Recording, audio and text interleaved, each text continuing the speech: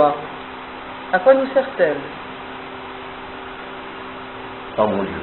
La voix, c'est quelque chose d'immatériel. Il n'y a pas de voix sans souffle. Il peut y avoir du souffle sans voix, mais de toute façon, personne ne peut dire j'ai pris une voix en main. À quoi sert-elle? Oh, à beaucoup de choses.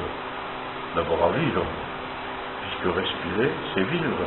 Faites l'expérience, arrêtez-vous de respirer pendant 5 minutes, et on en reparlera. Et puis la voix, c'est la communication, c'est le chant, c'est notre être vibratoire. Très bien.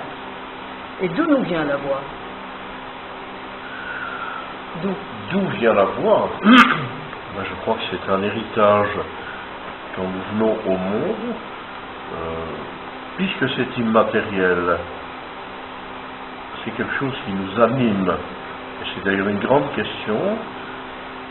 Écoutons la voix, le cri d'un nouveau-né, et posons-nous la question, qu'est-ce qu'il nous reste à nous en tant qu'adultes? Donc cette voix nous arrive avec le souffle, c'est un volcan dont nous héritons notre premier souffle qu'il faudra bien rendre un jour, rendre notre dernier souffle. Mais la matière est mortelle, l'immatière, je n'ai pas de réponse. Je me garderai dans la voix. Oui. Très bien. Et pourquoi la voix change de ton dans certaines situations? Oh, parce que le sujet à l'émotion. Oui, c'est vraiment l'émotionnel nous touche au niveau des diaphragmes, et notamment de ce diaphragme, et bon, elle nous touche, elle est perturbée, sauf si on apprend à la maîtriser. Bien sûr, bien sûr. La voix est-il un symptôme ou un instrument évolutif? Est-ce que c'est le tout en même temps. Oui, c'est le tout en même temps, c'est-à-dire que moi je me sers de la voix. Vous avez dit, j'ai été chanteur, très insatisfait de ma voix, donc je me suis rendu compte après un processus analytique que la voix m'intéressait plus que le chant, parce que la voix c'est l'être humain. Alors la voix est effectivement, comme disait un de mes amis à Bruxelles, un neuropsychiatre, que c'était la seule méthode qu'il connaissait qui était en même temps thérapie et diagnostic. Chaque son que vous faites me guide dans la logique géométrique de mon travail. Super, c'est vrai. Alors, pourquoi donc doit-on travailler la voix et comment? Bon, personne n'a dit qu'il fallait travailler la voix. C'est la liberté de chacun, mais donc oui, je crois que travailler la voix, c'est essayer de se connaître. C'est un voyage intérieur, la voix. Donc c'est apprendre à se connaître. C'est d'ailleurs reconnu comme étant une analyse sans mots. Mais personne n'est obligé de le faire. C'est le choix de chacun. Oui, mais celui qui n'en a presque pas, par exemple, et qui veut le travailler... Ça n'existe pas. Ça n'existe pas. C'est-à-dire qu'il n'y a pas. Personne. Et là, je le jure, je le prouve. D'ailleurs, j'ai un pari régulier qui est un camion de champagne brut millésimé. C'est-à-dire tout le monde a une grande, belle voix et chante juste. Je le prouve. Ah, c'est merveilleux. Bien. Alors, vous nous parliez de la voix, de la respiration. Comment s'harmonise-t-il grâce à votre méthode, je veux dire? C'est-à-dire que je viens de vous le dire, la voix est un témoignage. Donc, je fais émettre des sons selon une logique particulière. J'essaie de tout de suite faire prendre conscience que il y a de moins en moins de voix. Socialement parlant, il y a de moins en moins de voix, alors que tout le monde a toujours une très grande voix, mais ça n'est pas de bon ton. Quand on est derrière son ordinateur, on n'est pas tenté d'avoir une grande voix.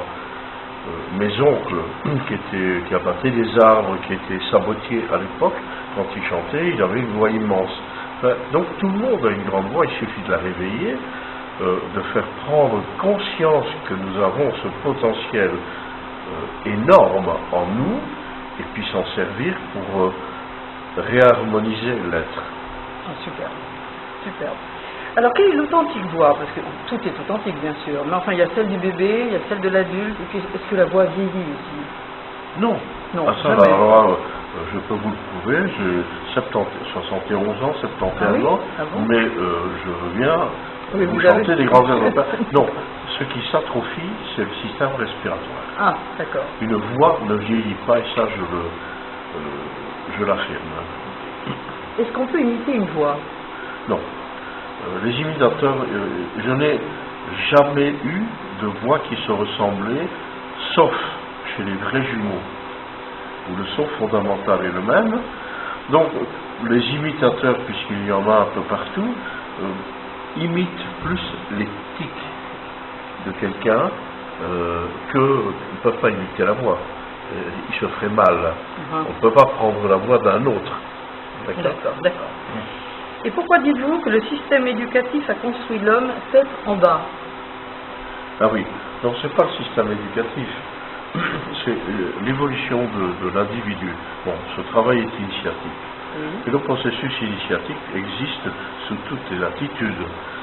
Et ça a été une de mes constatations très rapidement quand j'ai enseigné, c'est que si l'on observe un enfant en bas âge, ce que j'ai fait, on constate que l'enfant c'est une boule d'énergie. Vers le 3e mois, cet enfant va vivre ses premières crises d'anxiété et on peut observer son ventre qui va se bloquer au niveau des clavicules. On le calme, ça redescend. Mais ça ne va pas descendre, ça va, son centre de gravité va se focaliser au-dessus. Donc, il va construire sa voix en fonction de ce centre de gravité qui est monté dans l'émotionnel. Or, j'ai cru à un moment donné qu'on pouvait éviter cela chez l'enfant bas âge, et j'ai très vite compris que c'est grâce à ça que son mental se vante. Donc, l'être humain est un être qui se construit à l'envers, ce qui est bien connu chez les bâtisseurs. La Sagrada Familia, c'est un vaisseau inversé. Les temples grecs, c'est un vaisseau inversé. Donc ce travail fait que petit à petit, ce système s'use, les gens tombent, littéralement. Je dois mettre quelqu'un derrière. C'est qu'on arrive dans ce travail comme un ballon de foire, et moi je transforme ce ballon de foire en fil à plomb, qui va se poser sur le diaphragme pelvien, et on reconstruit une verticalité. Un peu comme M. Veltman, qui a inventé l'aptonomie, prenait un bébé sur la main, il lui touchait le sacrum, et le bébé se redressait et souriait. Or, c'est le cartilage. Donc, il se redresse par énergie. Nous nous mettons debout sur des freins, par obligation, et nous dépensons une énergie énorme là où on peut s'en passer. Et je voudrais citer un exemple qui est très flagrant. C'est une émission que j'avais vue à la télévision française, le champion de France des poids et haltères, confronté à un maître zen qui 55 ans, comme ça. Eh bien, le maître zen s'est planté dans le sol, et le champion des poids et haltères ne l'a pas décalé d'1 millimètre. Donc, ce qui veut dire que c'est un autre système de vie, c'est un autre système thérapeutique, d'accord? Bien sûr. Extraordinaire d'ailleurs. Alors, que révèle la voix? Comment? Que révèle la voix? La totalité de l'être. Faire ce travail, c'est vraiment accepter dans toute sa noblesse de se mettre nu. Oui. À celui qui sait entendre. Celui qui sait le voir aussi. Mais sûr. on n'est pas obligé de se déshabiller pour être nu. Non, bien sûr, bien sûr. Pardon. Alors, en quoi consistent les exercices pneumophoniques? La pneumophonie, c'est après moi qui crée ce nom. Pneuma, c'est le souffle dans toutes ses dimensions. Et phoné, ça va du cri animal à la voix humaine. alors, les exercices, eh bien, les exercices consistent d'abord à déstructurer le système énergétique de l'individu, mais en même temps le restructurer, c'est-à-dire qu'on ne peut pas se permettre de vide entre les deux. C'est un travail de structuration, je crois, comme tout travail analytique, mais en tout cas, on ne peut pas laisser les gens dans le vide. Il faut tout de suite compenser par quelque chose qui restructure. Voilà, donc les exercices que j'emploie sont très géométriques. Enfin, le principe est important. Le principe d'harmonie existe dans la nature, il est connu. Pourquoi pas chez l'homme? Et je me suis rendu compte que si on arrive à cette bascule, c'est-à-dire à le remettre à l'endroit, et si on travaille d'une façon précise, l'homme est fait comme un beau violoncelle et l'harmonie existe en lui. Mais il faut aller chercher sa voix vraie et construire sa voix vraie. Il n'est pas question de partir d'une voix fabriquée pour en refabriquer une autre. D'accord ? Mais en fait, à ce moment-là, c'est la colonne qui se redresse, c'est de plus en plus, c'est un thème français qui a bien existé en son temps, exploité par la politique, mais il est très beau, c'est la force tranquille. Ah oui, est-il vrai que la communication vibratoire commence dans la sexualité pour atteindre la spiritualité en passant par l'affectif? Répétez la phrase. Oui, je répète. Est-il vrai que la communication vibratoire commence dans la sexualité pour atteindre la spiritualité en passant par l'affectif? Ça dépend ce qu'on peut en faire, mais elle ne commence pas par là. Toute notre énergie est sexuelle. Mais il ne faut surtout pas faire comme Wilhelm Reich, confondre énergie sexuelle et sexualité. L'énergie sexuelle est celle qui nous anime, qui anime notre imaginaire. Donc, ça n'a. Mais prenez l'être humain, il a son côté animal, avec le côté sexuel animal. Et juste correspond à ça un endroit qui s'appelle le sacrum. C'est pas n'importe quoi.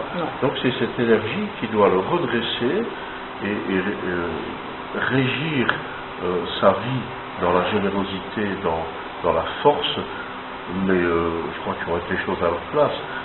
L'énergie sexuelle n'est pas nécessairement la sexualité. Non, absolument, ce n'est pas tout à fait la même mais chose. Mais elle ne peut se faire, effectivement, que s'il y a un nettoyage émotionnel. D'accord. Oui, donc c'était un peu la question, mais oui, peut-être pas tout à fait bien posée, mais enfin voilà. Parce que si l'émotionnel est toujours là, il perturbe la vie. Oui, c'est vrai.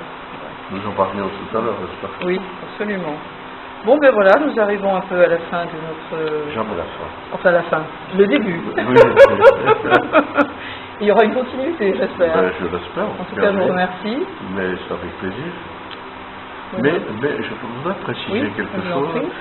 C'est que les mots ne servent à rien. C'est l'expérience qui compte. Pour moi, j'ai plusieurs trilogies dans mon travail. La première, c'est expérience, sensation, réflexion. C'est le monde à l'envers de notre monde à nous. Ensuite, c'est acceptation, démission, lâcher prise. Et le troisième, c'est souffle, voix, silence. Super. C'est une poésie. Comment? C'est une poésie. Ah oui, non, je ne sais pas, mais en tout cas, le silence, vous savez, il y a des silences bien remplis qui sont terribles. C'est des silences très lourds. C'est sûr.